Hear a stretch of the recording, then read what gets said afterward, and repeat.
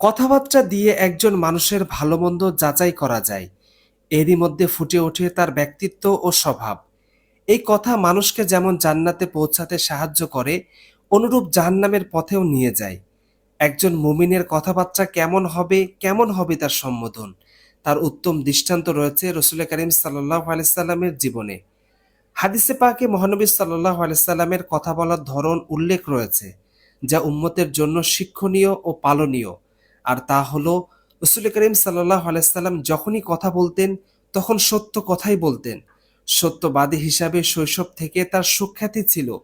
রসুল করিম সাল্লাল্লাহু আলাইহি সাল্লাম বলেন, তুমি লিখে রাখো, সেই সত্তার শপথ যার হাতে আমার প্রাণ, এই মুখ থেকে সর্ব অবস্থায় সত্য ছাড়া আর কিছুই বের হয় না। রাসূল করিম সাল্লাল্লাহু আলাইহি সাল্লাম সুস্পষ্টভাবে কথা বলতেন। স্পষ্টতা তার কথার অন্যতম গুণ ছিল।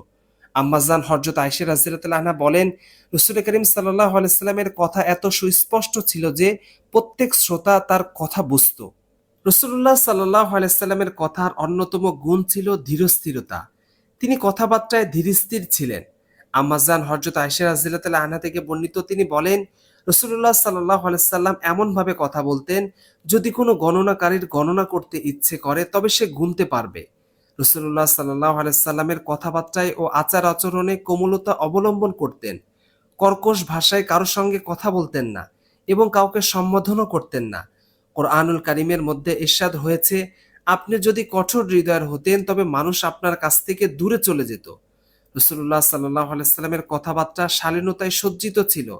তিনি কখনো অশালীন কথা বলেননি। আনাস রাদিয়াল্লাহু আনহু থেকে বর্ণিত, তিনি বলেন, রাসূলুল্লাহ সাল্লাল্লাহু আলাইহি সাল্লাম অশালীন, অধিশাপকারী ও গালিদাতা ছিলেন না। তিনি কাউকে তিরস্কার করার সময় শুধু এতটুকু বলতেন, কি হলো তার, তার কপাল ধূলি মলিন হোক। রাসূলুল্লাহ সাল্লাল্লাহু আলাইহি সাল্লাম সবচেয়ে বিশুদ্ধ ভাষার অধিকারী ছিলেন। তার উচ্চারণ, শব্দ প্রয়োগ ও বচনভঙ্গি সবই ছিল বিশুদ্ধতার মাপকাঠিতে উত্তীর্ণ। রাসূলুল্লাহ সাল্লাল্লাহু আলাইহি সাল্লাম বলেন, আমি কুরাইশ বংশে জন্মগ্রহণ করেছি এবং সাদ গোত্রে প্রতিপালিত হয়ে তাদের বিশুদ্ধ ভাষা রপ্ত করেছি। এজন্যই আমি তোমাদের মধ্যে সবচেয়ে শ্রেষ্ঠ বাগ্মী। রাসূলুল্লাহ সাল্লাল্লাহু আলাইহি সাল্লামের কথা অত্যন্ত হৃদয়গ্রাহী ছিল। এমনভাবে কথা বলতেন শ্রোতাদের হৃদয়ে তার প্রভাব ফেলত। শ্রোতাদেরকেও বিরক্ত প্রকাশ করত না। ইবনে মাসউদ রাদিয়াল্লাহু আনহু বলেন, নবীজি সাল্লাল্লাহু আলাইহি সাল্লাম মাঝে মধ্যে আমাদের উপদেশ দিতেন যেন আমরা বিরক্ত না হই। রাসূলুল্লাহ সাল্লাল্লাহু আলাইহি সাল্লাম কখনো প্রয়োজন ছাড়া কথা বলতেন না।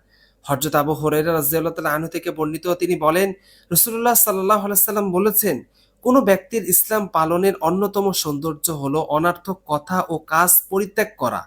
রাসূলুল্লাহ সাল্লাল্লাহু আলাইহি সাল্লাম ব্যাপক অর্থবোধক বাক্যলাপ করতেন। কথা কম বলতেন এবং সংক্ষিপ্তভাবে বলতেন।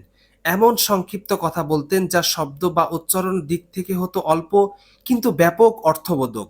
রাসূলুল্লাহ সাল্লাল্লাহু আলাইহি সাল্লাম বলেন, আমাকে দান করা হয়েছে সর্বমর্মী বচন। রাসূলুল্লাহ সাল্লাল্লাহু আলাইহি সাল্লাম পরিস্থিতি ও শ্রোতার স্তর বুঝে কথা বলতেন। প্রয়োজনে গুরুত্বপূর্ণ কথা ৩ বার পুনরাবৃত্তি করতেন। পরিবেশ ও পরিস্থিতির কারণে গলার স্বর উঁচু-নিচু করতেন। আনাস ইবনে মালিক রাদিয়াল্লাহু আনহু বলেন, রাসূলুল্লাহ সাল্লাল্লাহু আলাইহি সাল্লাম তার কথাকে ৩ বার পর্যন্ত পুনরাবৃত্তি করতেন, যেন তা ভালোভাবে বোঝা যায়। আসুন আমরা বিশ্বনবী সাল্লাল্লাহু আলাইহি সাল্লামের মতো গোছানো, সুস্পষ্ট, সুসজ্জিত ও মার্জিত ভাষায় কথা বলার চেষ্টা করি। সুন্নতের অনুসরণ ও অনুকরণে মহান আল্লাহ তাআলা আমাদের জীবনকে সাজানোর তৌফিক দান করুন। আমিন।